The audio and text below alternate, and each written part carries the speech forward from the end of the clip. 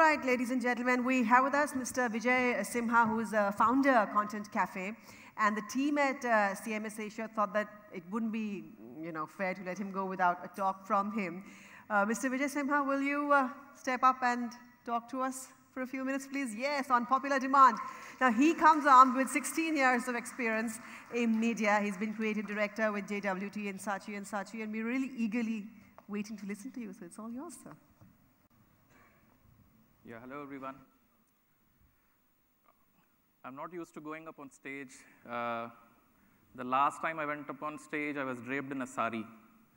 And I was supposed to play Bharat Mata. And people assumed that I was Indira Gandhi. I wondered why. I actually forgot to wear the pallu.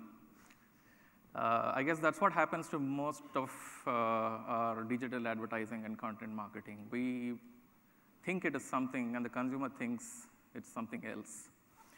I couldn't help but notice all day, most of you have been looking at your phones, even while some interesting topics were being spoken about here. So I just wanted to understand, what were you guys doing on the phone?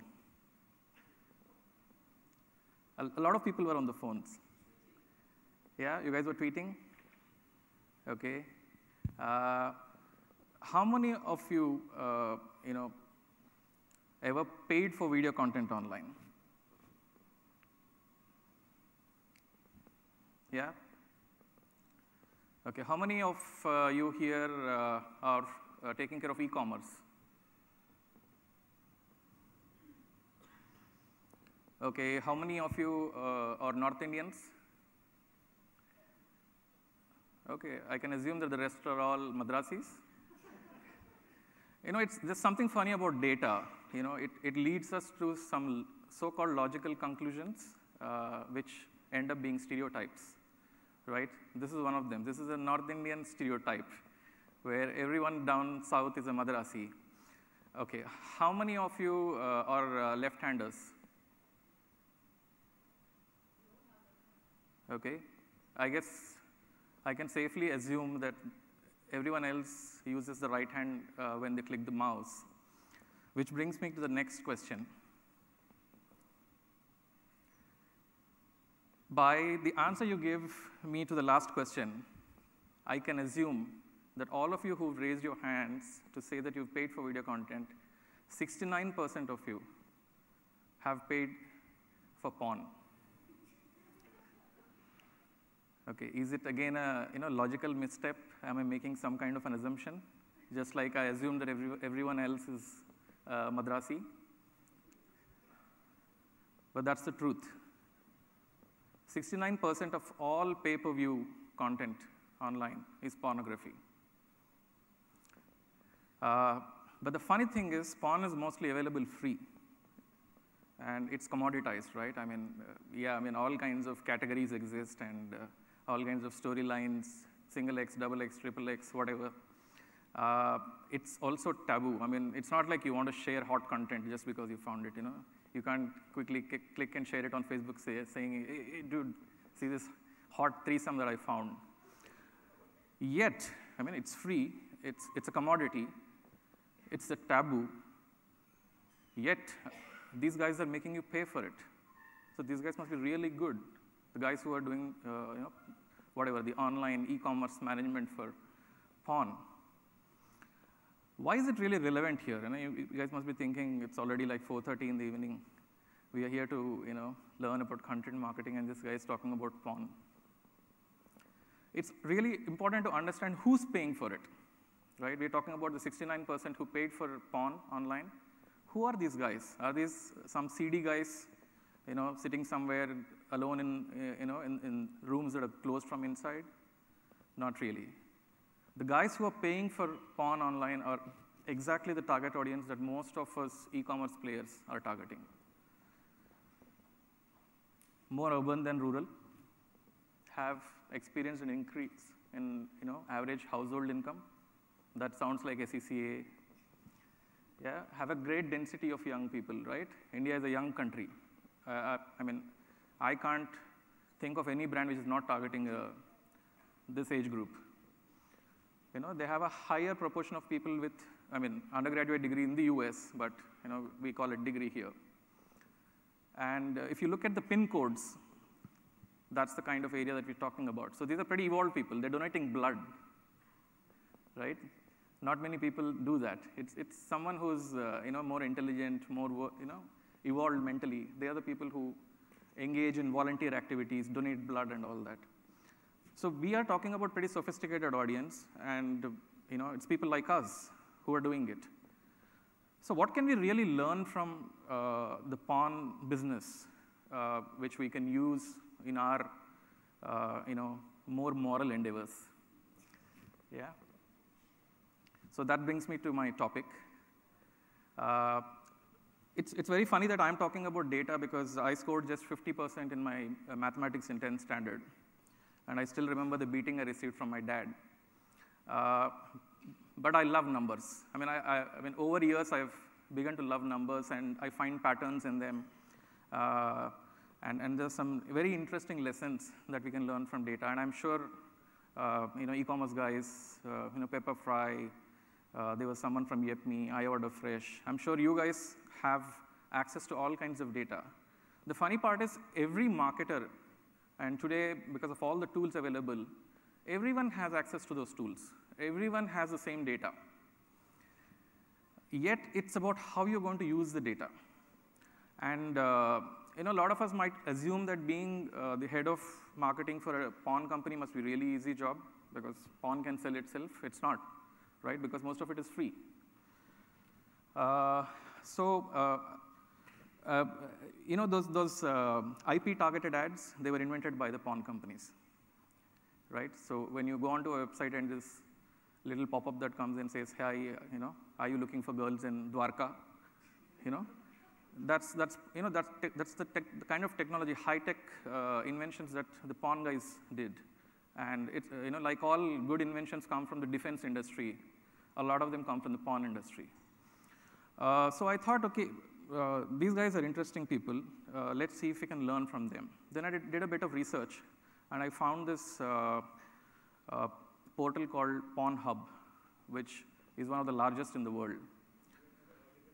Yeah, even I didn't hear of it before. Okay, so these guys did something very interesting. They said, okay, there's so many people coming onto a website. Yes, because the content is freely available, and we need to make more people pay for the content. How do we do it? Can we expand the market as a whole? Very difficult. Of course, there are more and more newer economies jumping onto the internet bandwagon. If you speak to the Aircel guys who sell the pocket recharge for $10, they'll tell you that 99% of their revenues come from pawn streaming. Now, but in the Western economies, at least, for them to expand the market is very difficult. So they have to steal customers from other pawn players because it's an undifferentiated marketplace. So how are they doing it? They decided to make their marketing content more exciting than the product itself. Now, what can be more exciting than pawn itself, right? So they created, it's like a blog called PawnHub Insights. So they're mining data of all the visitors they get from across the world, and they're creating content out of it. Now, we have e-commerce players here, Flipkart and all that. I'm sure there's so much interesting stuff that you can find about people who have come onto the website to transact, right? These are some 12 occupations that most people are searching for. Events, right? When there's a Super Bowl game going on, we've got World Cup cricket happening right now. I would want to know from our client, Yepme, if there's any dip in traffic, or has the traffic actually gone up? So these guys have delved into it, and it's amazing that actually when the football game is going on, even the traffic on their website is going up. So maybe football is probably the best stimulant. People don't really need Viagra, right? So this is the kind of content they're creating and sharing it with people at large. And even if you're not the type who pays for pawn and you discover this content, you will probably share it with a friend Because just like other businesses, Spawn also depends a lot on social marketing. And this kind of makes it more moral to share. And the company realized that this content was being shared, and hence they were getting a lot more people logging onto their site, new people. What did they do next? You know, the funny part about it is, again, the content is not about them. It's not about Pornhub. It's not about the porn stars who are starring in their videos. The content is about the audience. So they went super special. They had country insights. So they have an entire section on Hungary, what are people searching for in Luxembourg. It goes on, and it's really interesting to study it. Valentine's Day insights. What are people looking for on Valentine's Day? So are they really looking for a Valentine over there? I don't know. Again, some interesting data point. So I'm sure even e-commerce players who operate in the other part of the business, fashion, whatever, there could be a lot of interesting trends that emerge. Do people really buy more saffron, more green when there's Independence Day and Republic Day? I don't know. But if you look at all the print advertising communication that happens, you suddenly see lots of saffron and green ads happening. All kinds of brands. Everybody becomes nationalistic. Maybe it doesn't really reflect in online behavior. Maybe something else is happening. So is there a pattern that we can find?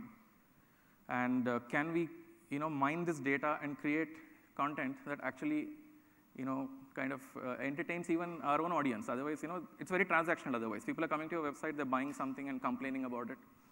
So can we entertain them by showing a mirror to their own behavior? Then what they're doing is they're also helping people satisfy the most primal desire. Apart from sex, the other primal desire is you want to really know what other people are up to, right? Which is also why social marketing works, because you want to know what your friend likes, which is why before you buying a car, you ask your friend whether he likes a Ford Figo or not, because you really want to understand what other people are thinking, and you are influenced by it. So they tied up with BuzzFeed, and they created this entire feature on what women want, right?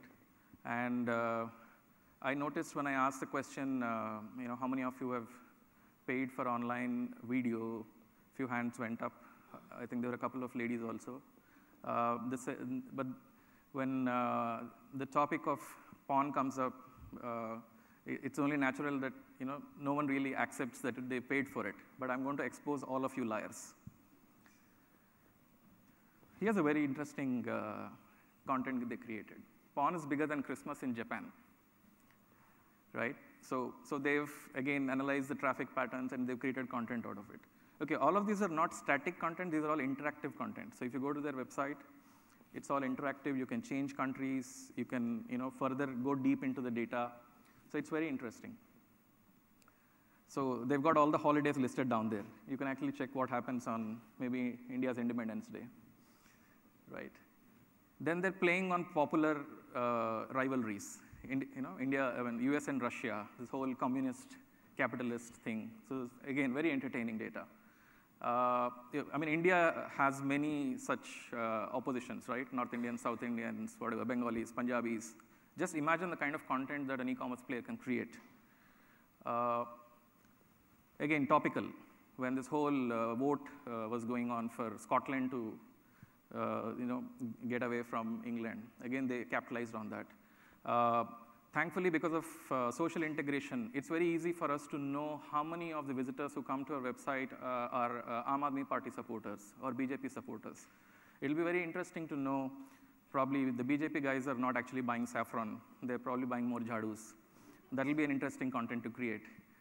The last point is, it's important to create a content that can take a life of its own. It has to become a living, breathing thing. It can't be a campaign, because we live by campaigns. We start a campaign, we stop a campaign, we are dead. But the consumer is always on. So can we try to create content that can live on its own? This is where I'm going to expose some lies.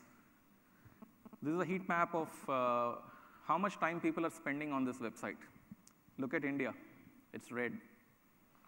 And we're talking about 69% probability of people paying for porn, so it could be a lot of you sitting here. We are number 5th in terms of consuming their content. Saturday, Sunday are the most popular days. May is really the hottest month. Okay, look at that there. 23% of women, right?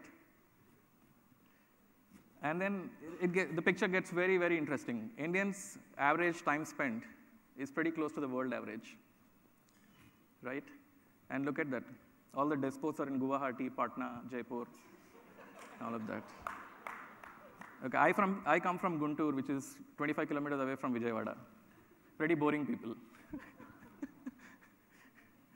Yeah? Traffic changes during holiday. Now, where's Mahatma Gandhi? Oh, people are pious, right? The day Mahatma Gandhi is born, people are not watching porn. Yeah? Ramzan, it doesn't matter, it seems. Yeah? So on and so forth.